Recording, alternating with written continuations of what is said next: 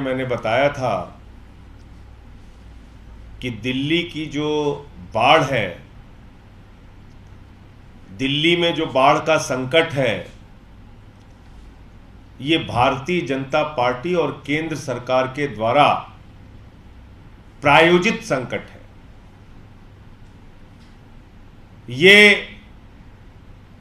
प्राकृतिक आपदा नहीं है, ये दिल्ली के लिए प्रायोजित आपदा है। और अपनी दुर्भावना और नफरत की राजनीति के कारण प्रधानमंत्री नरेंद्र मोदी जी हो या उनकी सरकार हो या उनकी पार्टी हो, उसका एक ही मकसद रहता है, दिल्ली के लोगों को परेशान करो, उनको सजा दो, अरविंद केजरीवाल को किसी भी तरीके से बदनाम करो। अब आप लोग देख रहे हैं कि पिछले 6 दिन से दिल्ली में बारिश नहीं हुई। अगर दिल्ली में बारिश होती और उस बारिश के पानी का इंतजाम करने में हमसे कहीं कोई कमी रह जाती तो बात समझ में आती है। लेकिन 6 दिन से दिल्ली में बारिश नहीं हुई और पानी खतरे के निशान से ऊपर चला गया। अब तक के सारे रिकॉर्ड टूट गए। तो यह हुआ कैसे कि बारिश भी नहीं हो रही और बाढ़ भी आ गई? तो यह भारतीय जनता पार्टी के द्वारा प्रायोजित संकट है। 9 तारीख के बाद से लेकर 13 तारीख तक ईस्टर्न और वेस्टर्न कैनाल में पानी नहीं छोड़ा गया।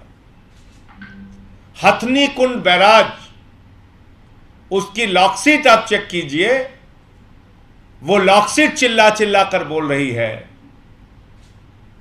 कि ना तो पानी ईस्टर्न कैनाल में छोड़ा गया, ना वेस्टर्न कैनाल में छोड़ा गया, सारा का सारा पानी दिल्ली की तरफ छोड़ा गया और कहा गया कि इसको डुबा दो, किसी भी तरीके से दिल्ली को बाढ़ में डुबाओ।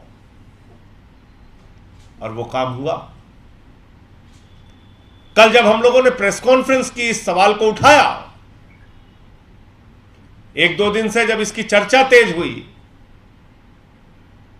उसके पहले सौरभ भारद्वाज जी ने, सोमनाथ भारती जी ने इस मामले को उठाया कि भाई किस तरीके से एक ही तरफ सारा पानी छोड़ा जा रहा है।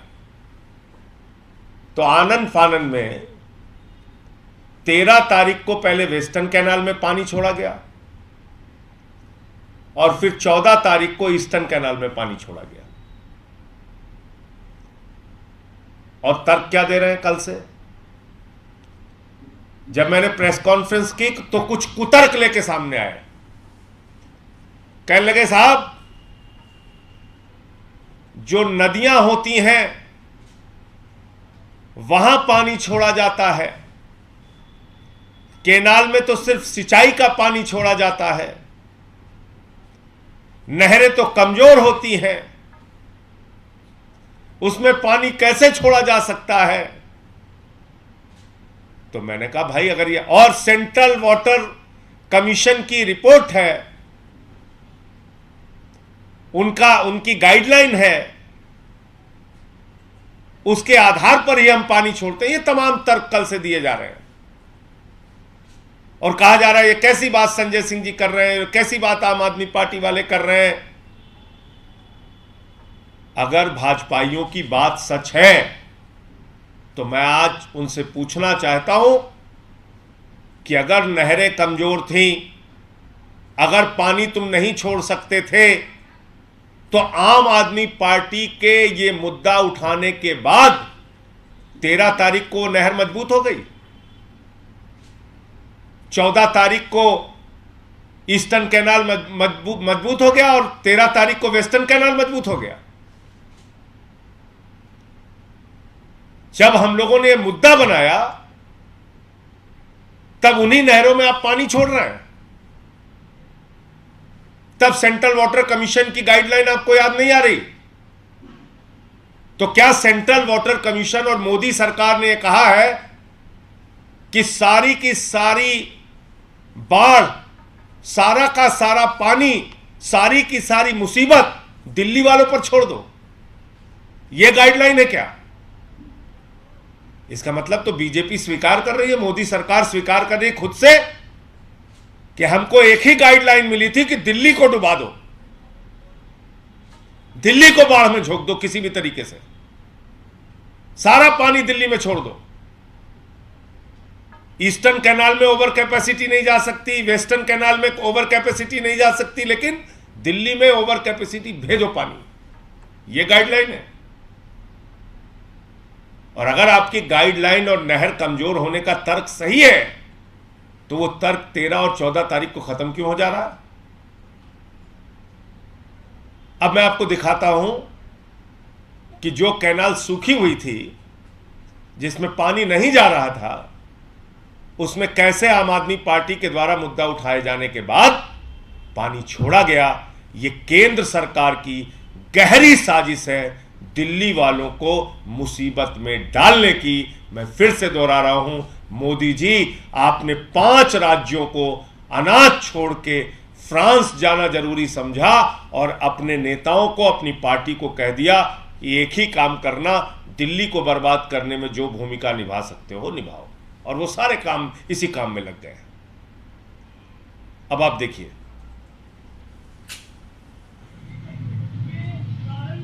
यूपी को ये नहर जाती है, प्राथमिक जो हमने आपको दिखाया था 14 जुलाई फ्राइडे के दिन मैं यहाँ खड़ा हूँ सुबह। अब आप देखिए 14 जुलाई को आप देखिए कि पानी नहीं है बिल्कुल। तो वो कह रहे हैं कि अमूमन इस नहर में पानी चलता है, तो पता नहीं 2-3 फ्लड की वजह से सारा पानी दिल्ली की तरफ डाइवर्ट किया गया है, कोई भी पानी यूपी की साइड नहीं छोड़ा गया।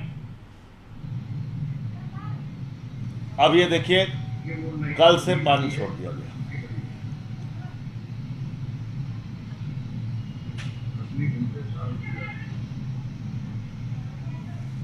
अब आप देख रहे हैं, अब पानी छोड़ दिया गया कल।